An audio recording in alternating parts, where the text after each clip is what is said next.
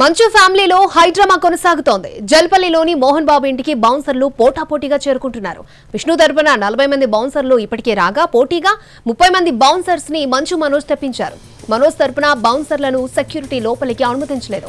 కాసేపట్లో దుబాయ్ నుంచి మంచు విష్ణు రానున్నారు. విష్ణు వచ్చాక పెద్ద ఎత్తున గొడవ జరిగే అవకాశం ఉంది.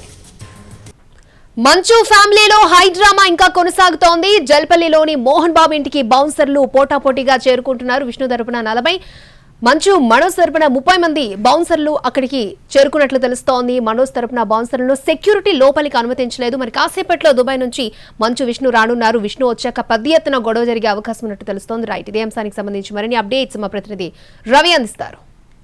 కొనసాగుతోంది. నిన్నటి వరకు ఎలాంటి గొడవలు లేవు అని చెప్పుకొచ్చింది మోహన్ బాబు ఫ్యామిలీ. కానీ ప్రస్తుతం ఈరోజు పోటాపోటీగా బౌన్సర్లను మోహరించారు. ప్రస్తుతం ఎన్టీవీ స్క్రీన్లో ఎక్స్క్లూజివ్ విజువల్స్ చూస్తూ ఉన్నాం. మంచు మనోజ్ కూడా బయట వచ్చి మాట్లాడుతున్నాడు.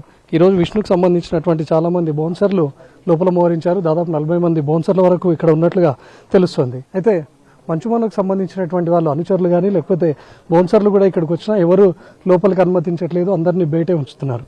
ఈ విషయం తెలుసుకున్నటువంటి మనోజ్ ప్రస్తుతం బయటకు వచ్చారు. ప్రస్తుతం మనం లోపల చూస్తున్నటువంటి ఫామ్ హౌస్లోనే అటు మోహన్ బాబు ఫ్యామిలీతో పాటు మనోజ్ ఫ్యామిలీకి సపరేట్గా ఇల్లు ఉన్నాయి. నిన్న హాస్పిటల్కి వెళ్ళి వచ్చినటువంటి మనోజ్ ఈరోజు కూడా మరొకసారి హాస్పిటల్కు వెళ్లాల్సి ఉంది. తను పూర్తిగా టెస్టులు చేయించుకోవాల్సి ఉంది. నిన్న ఆసుపత్రి వైద్యులు కూడా చెప్పారు ఈరోజు మళ్ళీ చెకప్ల కోసం రావాలి అని చెప్పి. మరోవైపు పేట్ బషీరాబాద్ పోలీసులు కూడా చెప్తా ఉన్నారు వచ్చి లిఖితపూర్వకంగా కంప్లైంట్ ఇవ్వాలి అని చెప్పి కూడా కోరుతా ఉన్నారు. ఎందుకంటే ఎప్పుడైతే మనోజ్ తన పైన దాడి జరిగిందో వెంటనే డయల్ 100కు కాల్ చేసి చెప్పారు. డయల్ 100 నుంచి కంప్లైంట్ స్వీకరించినటువంటి పేట్ బషీరాబాద్ పోలీసులు స్పాట్కి వచ్చారు.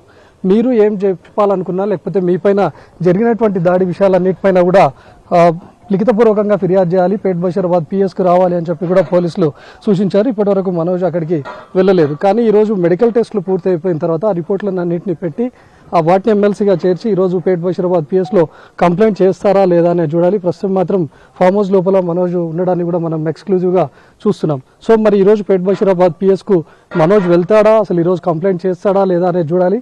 కానీ ఇంత హైడ్రామా జరుగుతున్నా కూడా మోహన్ బాబు తరపు పిఆర్ టీం మాత్రం మా ఇంట్లో ఎలాంటి గొడవలు లేవు, అంతా ప్రశాంతంగానే ఉంది అని చెప్పుకొస్తా ఉన్నారు. ప్రస్తుతం విష్ణు కూడా ఇక్కడ పెద్ద ఎత్తున బౌన్సర్లను ఏర్పాటు చేశారు. మరి ఇంట్లో ఏ గొడవలు లేనప్పుడు ఇంత పెద్ద ఎత్తున ఎందుకు ప్రైవేట్ టీం కానీ లేకపోతే ప్రైవేట్ బౌన్సర్లను ఎందుకు మోహరించాల్సి వచ్చింది అనే దానిపైన కూడా ఇంకా క్లారిటీ రావాల్సి ఉంది. మరోవైపు మంచు మనోజ్కు సంబంధించినటువంటి బౌన్సర్లు కానీ లేకపోతే మంచు మనోజ్కి సంబంధించినటువంటి అనుచరులు అభిమానులు ఇక్కడికి చేరుకున్నా కూడా వాళ్ళందరినీ లోపలికి ఎందుకు అనుమతించట్లేదు అనేది కూడా తెలియాల్సి ఉంది.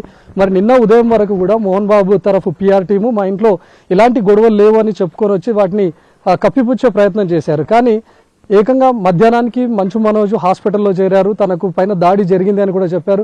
నిన్న వచ్చినటువంటి మెడికల్ రిపోర్ట్లో కూడా చూస్తున్నాం మంచు మనోజ్ స్పైనల్ కార్డ్తో పాటు రిబ్స్పై అదేవిధంగా కాలికి కూడా గాయమైందని చెప్పి కూడా వైద్యులు రిపోర్ట్ ఇచ్చారు. నిన్న మనోజ్ హాస్పిటల్కి వచ్చినటువంటి టైంలో కానీ లేకపోతే బయటకు వెళ్తున్నటువంటి క్రమంలో కూడా పూర్తిగా నడవలేకపోయారు. లోపల ఉన్నటువంటి మోహన్ బాబు అనుచరుడిగా చెప్తున్నటువంటి వినయ్ అనే వ్యక్తి తన కొంతమంది అనుచరులతో కలిసి మంచు మనోజ్ పైన దాడి చేశారు అన్నట్లుగా తెలుస్తోంది. అయితే ఆ వినయ్ అనే వ్యక్తి ఎవరు? ముఖ్యంగా విద్యానికేతన్ పాఠశాలలో కీలకమైనటువంటి పదవిలో వినయ్ ఉన్నట్లుగా తెలుస్తోంది.